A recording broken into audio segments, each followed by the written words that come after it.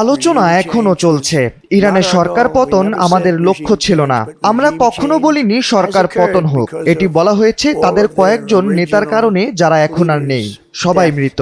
ইরানে যে নতুন নেতাদের গ্রুপ তৈরি হয়েছে তারা আগের চেয়ে অনেকটাই সহনীয়। এই সময়ের মধ্যে তাদের সাথে আমাদের যদি কোনো চুক্তি না হয়, তবে তাদের গুরুত্বপূর্ণ স্থাপনাগুলো আমাদের নজরে থাকবে। আমরা তাদের প্রত্যেকটি বিদ্যুৎ কেন্দ্রের উপর খুব কঠোর ও প্রতিনিয়তভাবে আঘাত করে যাব। আমরা এখনো ইরানের জ্বালানি তেলের উপর কোনো আঘাত করিনি, যদিও এটা আমাদের জন্য অনেক সহজ ছিল। এটা হলে তাদের টিকে থাকা অনেক কঠিন হয়ে যেত, তবে আমরা এরকম আঘাত আবার করতেও পারি, আর করলে সবকিছু শেষ হয়ে যাবে এবং ইরান এরপর কিছুই করতে পারবে না। তাদের বিমান ধ্বংস করার মতো কোনো সরঞ্জাম নেই। রাডার ব্যবস্থা একেবারে নিশ্চিহ্ন হয়ে গেছে। JBS holdings limited. আমরা সামরিক দিক থেকে একেবারেই অপ্রতিরোধ্য। আমরা যখন B2 বোম্বার দিয়ে তাদের পরমাণু স্থাপনা গুড়িয়ে দেই, তখন তা খুব প্রবলভাবে আঘাত করে, যা স্যাটেলাইটের নজরদারির আওতায় ছিল।